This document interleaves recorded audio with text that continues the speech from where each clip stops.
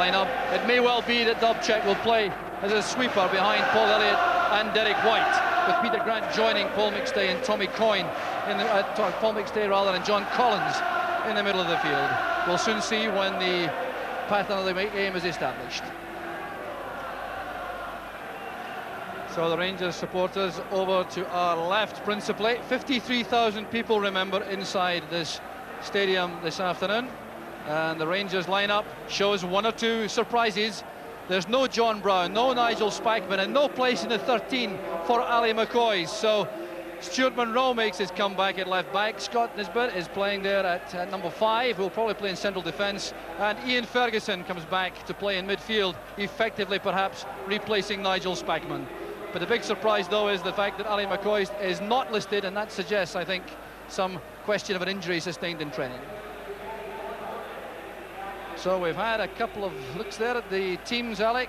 Any surprises there for you? Well, obviously the big talking point is the fact that Ali McCoy isn't in the 13, and it looks as if he probably does have some sort of an injury. The Celtic formation, the fact that Peter Grant's come back into the scene recently, it looks as if he's there to bolster the midfield a bit and thwart the threat of Mark Walters possibly. So the last tense minutes before this 5th Old Firm meeting of the season. Just passing now. The supporters have been in there in excellent voice for some considerable time now, and they can't wait for these players to take the field. They'll come out together, led by this afternoon's referee, Dr. Andrew Waddle, and the respective sets of supporters exchanging defiant chants as normal in an Old Firm match before the game. So a sea of colour, green and white at one end, red, white and blue at the other, and these supporters not yet perhaps aware of these changes in the Rangers side. Celtic with a full complement of players to choose from. Rangers having these late injury problems, and that may have some bearing, Alec, on the way the game unfolds. Well, yes, I think the onus is very much on Celtic today because of the fact that by their standards it's not been the best of seasons for them, and they see the Scottish Cup as the lifeline, and for that reason I think they'll come out with all guns blazing. Well, a word too, Alec, about the playing surface. It looks a little bare in patches, but fairly flat. Will that make any bearing on the outcome? No, the pitch looks in good condition. It doesn't look as if it's too heavy. There is a bit of drizzle at the moment, but it looks as if it's stood up quite well to the recent bad weather, and looking forward to a good game. Yes, the rain has just started to fall here at Celtic Park. It had been blustery and overcast until now, but now the supporters being faced by this downfall of rain, with a fair number of them exposed to the elements. But the Rangers fans certainly in excellent heart going into this match, although all the recent history suggests that Rangers have some problems to overcome. It's the 3rd year in a row that Celtic and Rangers have met in the Scottish Cup, and the previous 2 matches have ended 1-0 to Celtic. Dougie Donnelly has told us about the long time which has elapsed since Rangers came here and beat Celtic in a Scottish Cup tie. That was back in 1905, but that roar signals the arrival of the two teams. So led there by the match referee, Dr. Andrew Waddle. On his left is Richard Marzek from Edinburgh, the linesman, and George Kerr from Larbert is the 3rd official. So these players have been waiting a very long time, it seems, for this moment. And there's the welcome from the Rangers supporters.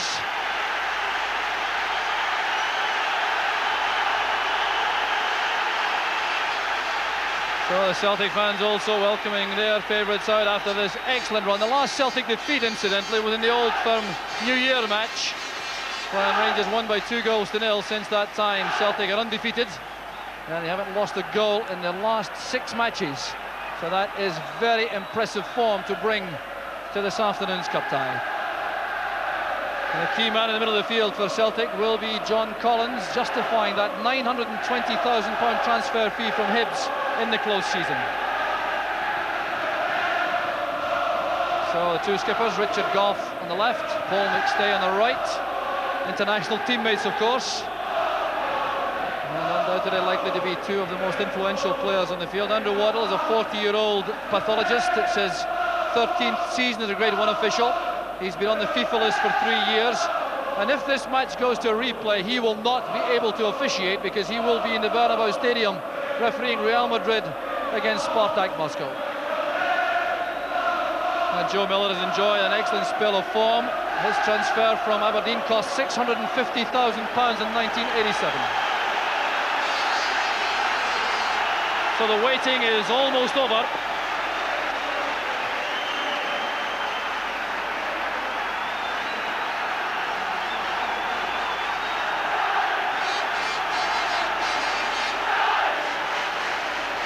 Sheer bedlam inside the stadium as the referee checks with Paul McStay and makes sure that Pat Bonner removes a stray ball from the goalmouth.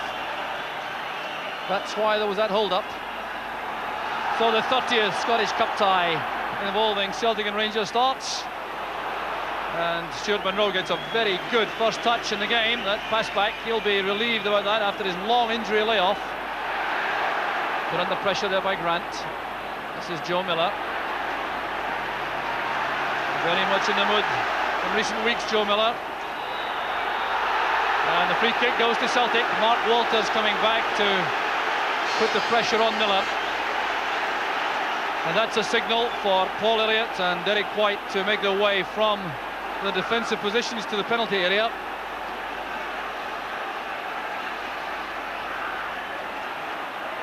It's played in by Grant.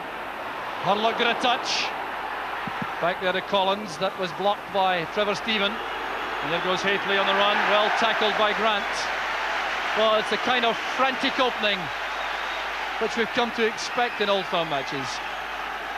Pat Bonner taking some time to calm things down. He'll be one of the calmest players in the field, regardless of what's happening. A long testing ball for Nisbet. It does well for Rangers. Breaks from Rogan to Stephen.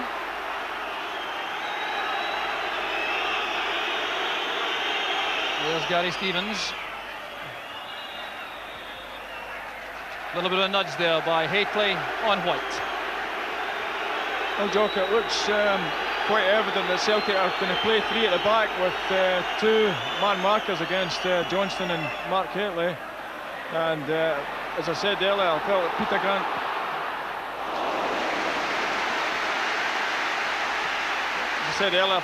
Grant might be detailed to pick up Mark Walters, and it looks as if that's the way things have started. But a good opening start by Celtic.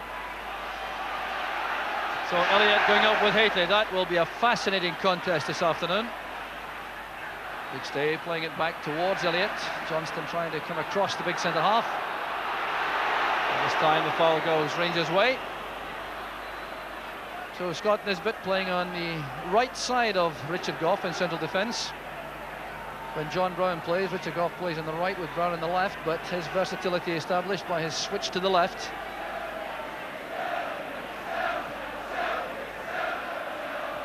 Haitley getting up well. The header from Grant goes straight to Stephen. Here's Hurlock. Now Gary Stevens. Stephen under pressure from White, does well. Dub checks clearance, falls straight to Hurlock. He's tackled well by Collins. Here's Tommy Coyne. Trampled there to the ground by Hurlock, and the referee, right up with play, steps in. Looked for a moment as though Tommy Coyne may react angrily to that challenge from Hurlock. Well, the message from referee Waddle is very clear to Hurlock. Clearly believes that challenge was overzealous. I think Tommy Coyne just stepped across Terry Hurlock's path there, Jock. I don't really think it was that bad a foul. Well, Terry Hurlock was already getting some special individual treatment from the Celtic supporters. That'll guarantee some more, I think. Here's Joe Miller. Cleared by Munro. Well, these opening minutes crucial, of course. If either side could draw first blood in these opening exchanges, it would make a huge difference to the way the team would settle. Here's Mark Walters. Good layoff from Hateley. Ian Ferguson playing it forward. It's too far ahead of Trevor Stephen.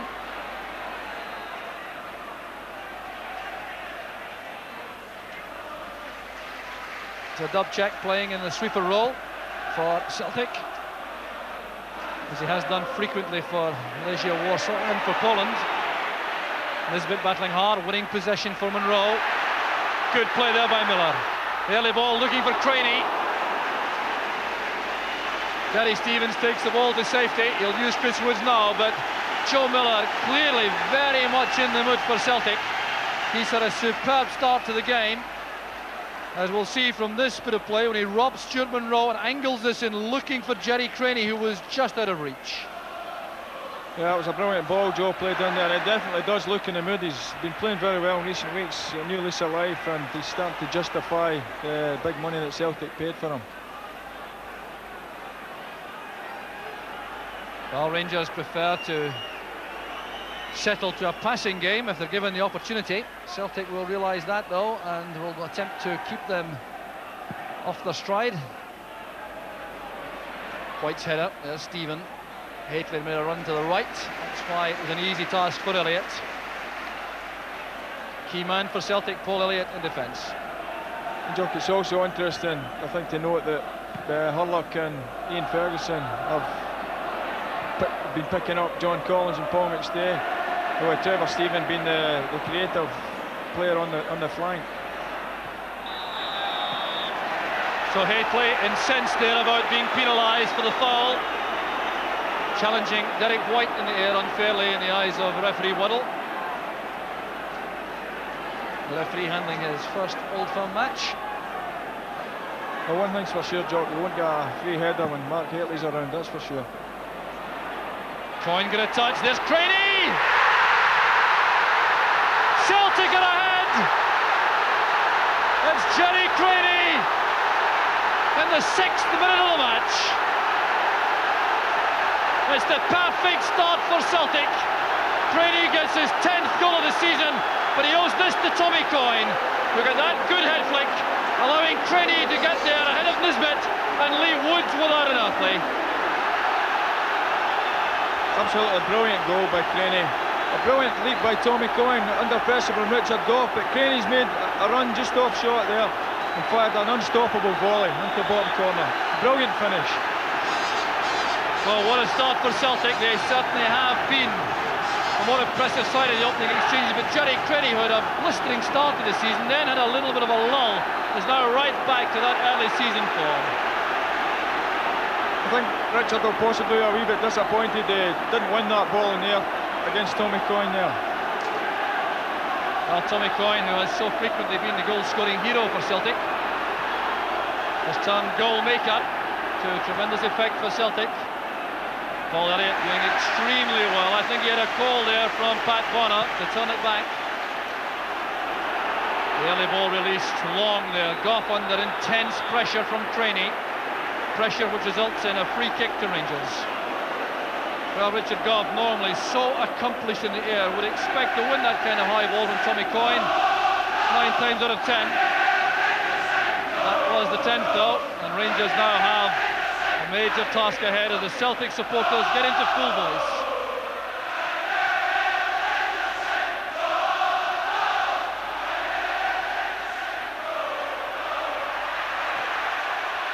Nisbet playing it long. Well, the big distinction here, Alex, seems to be the confidence exuding through the Celtic ranks. Yes, well, if they not get confidence after their recent form, then they'll never have confidence, and that was all I felt that they needed just to turn the corner. And for a string of great results, and the start they've had to the game must have lifted them sky high. Well, the Celtic supporters really are celebrating. They've had a lot of difficult times this season. It's the 5th match between the clubs, and Celtic are yet to win. Hurlock got there just ahead of Collins. There's Ian Ferguson back to Monroe. A careless clearance though. Richard Goff was in there late on Collins. But there's Joe Miller, allowing Walters to make that tackle. That'll be a goal kick to Rangers. Well, Joe Miller had that very lively opening, although he wasn't directly involved in the goal. He certainly has put a lot of pressure on that Rangers defence.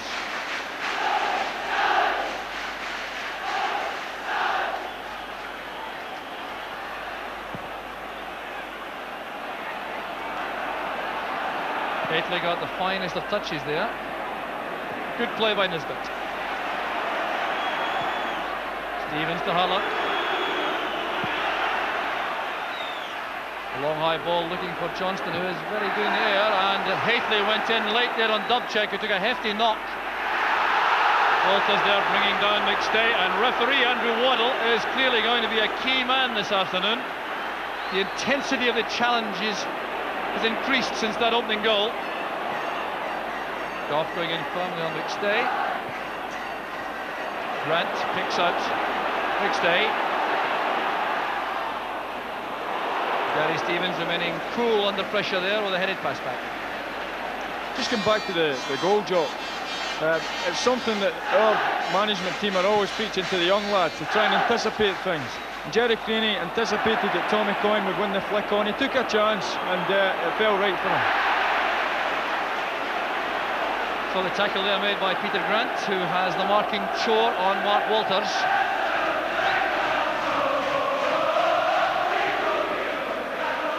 The Rangers looking to nullify the creative talents of McStay and Collins in midfield by using Harlock and Ferguson in that area. So Rangers for the moment, one-man shot effectively. It is Trevor Steven who's down there. That's very much a matter of concern for Rangers, and he appears to be in a lot of distress. Well, there's the main creative threat perhaps from midfield for Rangers. Going to get some treatment now from the physio Phil Borsma. Yeah, it looked as if Trevor has been given licence to roam about the midfield, and if in fact it's a bad injury, then it's a blow for Rangers. But at this stage it's Celtic very much on top. The only problem they may have is that they may tend to go back a wee bit now that they've got into the lead, and that'll give Rangers a chance to hit the long balls. Well, let's see how this injury to Trevor Steven happened.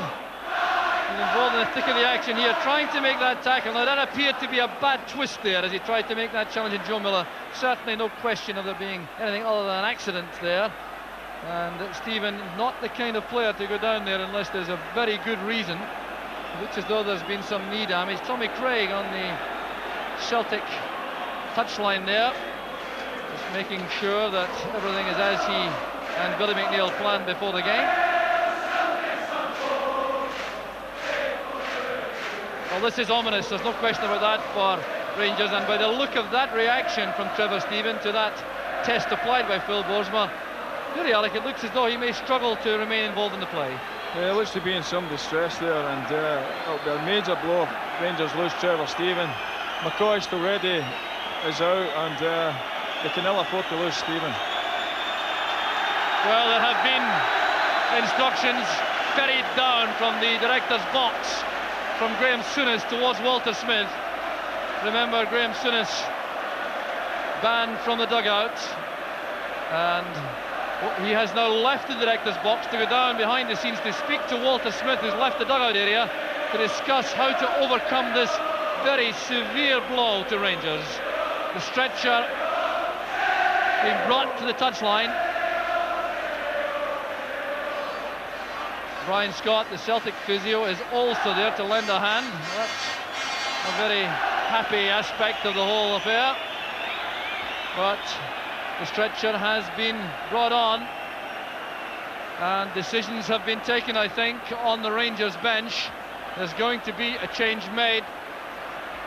Trevor Steven is going to take no further part in the match, it would appear, and it appears to be Peter Haustra who is preparing to come on. Paul Elliott there sportingly offering his condolences, I think, to Trevor Steven, but that represents the second major blow of the match to Rangers. The first, of course, being the goal from Jerry Craney. There's Haustra coming on. So that will involve some reorganisation of the Rangers ranks. It looks as though Mark Walters has crossed to the right side of their midfield. he'll perhaps take on the role which was initially laid out for Trevor Steven. Here's Johnston. Monroe. The tackle there came from Grant, and Joe Miller has come a long way back to help in defence. Celtic look very hungry and eager, Joe, and whenever we come to Parkhead, we always say if you can weather the storm, Celtic come all at you, all out at you in the first 5 minutes, and you're halfway there. Well, Celtic certainly are renowned for their blistering starts to matches, but on this occasion they have capitalised with that opening goal. Mark Hafley clashing there with Derek White, the referee quite content that that was a fair challenge. Harlock playing it a long way back for Gary Stevens, who gets some advice from Chris Woods. Good play by White. Walters looking for Hafley, that's a fine header.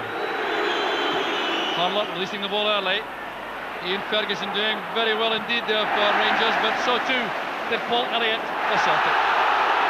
Well, the referee has given the free kick, much to the anguish of Joe Miller and the Celtic supporters.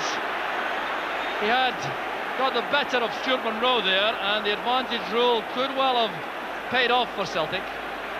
Yeah, I think the referee just blew his whistle a wee bit soon there. Probably thought that Joe was going to be held back, but he shrugged out his marker off. There's Monroe's header, it goes McStay. Halstrup, his first involvement in the play.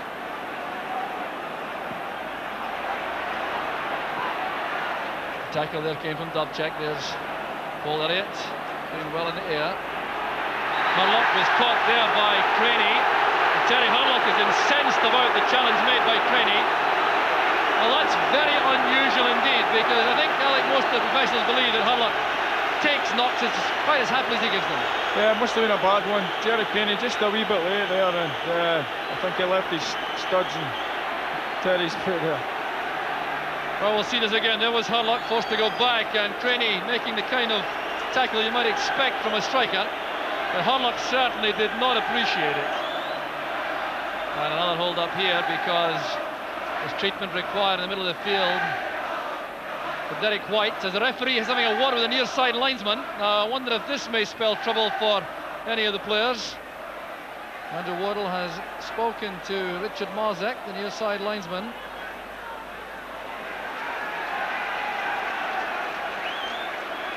The result of that, quite simply, has been that the referee's had a word with Maurice Johnston about pulling his socks up, I think. That seemed to be the only outcome. Nisbet's free kick. Won by White from Goff. Well, Celtic will undoubtedly be anxious to settle on this lead.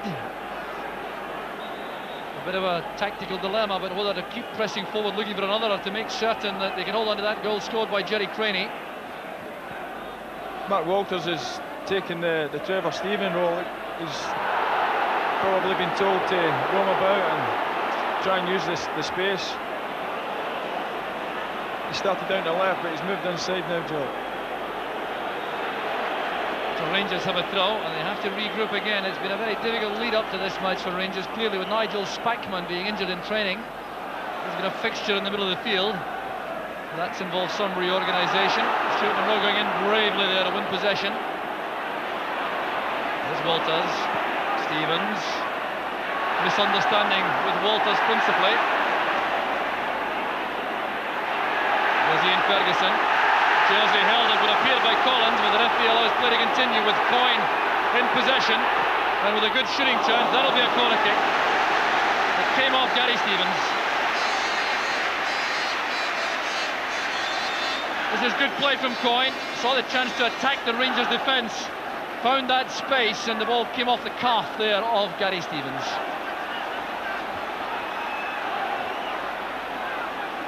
Celtic maintaining the pressure on the Rangers defence. John Collins will take this.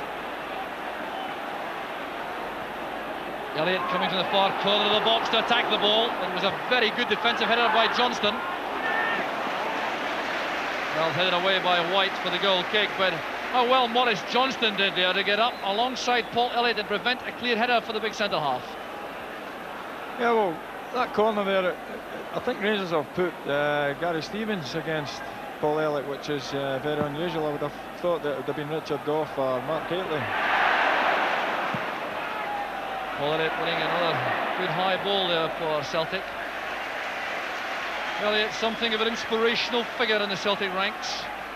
Plays with such energy and enthusiasm.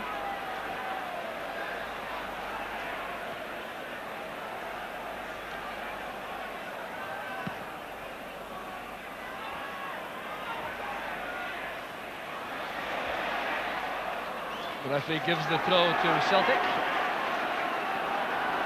Anton Rogan will take it. Here's Coyne. Harlock did well. It was fouled though by Crenny, so a free kick goes to Rangers, taken quickly by Stevens. There's Walters. Well cut off by White. The Rangers operating with Stevens, Nisbet, Gough and Monroe in the back four. Across the middle, Walters, Harlock, Ferguson and Houstra. And up front, Haitley and Johnston. There's Houstra. Made some space for himself, but Elliott's recovery was very quick indeed. So that goal from Jerry Crenny, still separating the teams. The outswinger from Houstra. Well won by Rogan.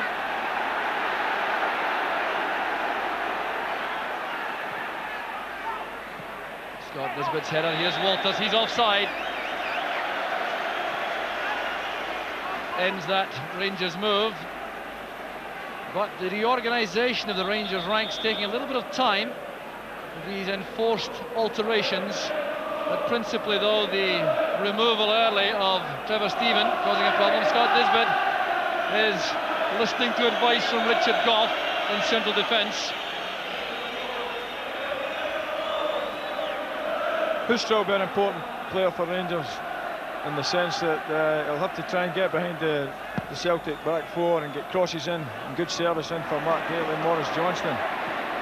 He's really at his most effective when he's getting behind defenders and putting good crosses in. Excellent cross of the ball, but will the Celtic give him the room? Then we'll have to wait and see. Well, Peter Grant started the match marking Mark Walters. He's now doing the same chore on Peter Houstra, while Anton Rogan has been given the task of looking after Walters, who's on the Rangers' right. Johnston's header, there's Haitley. Harlock to Stevens.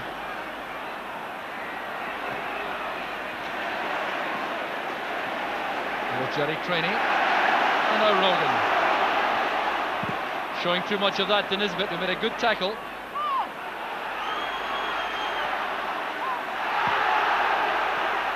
Well, the referee was very close to that exchange between Harlock and Collins as Celtic break again.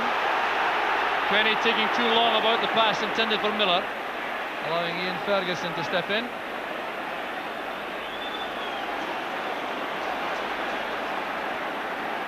Torrid start for the match for Stuart Monroe, coping with the very lively figure of Joe Miller.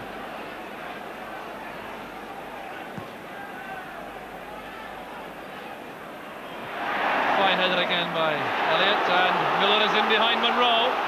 This is promising for Celtic. Crenny and Coyne wait in the middle. Good covering play there by Gary Stevens.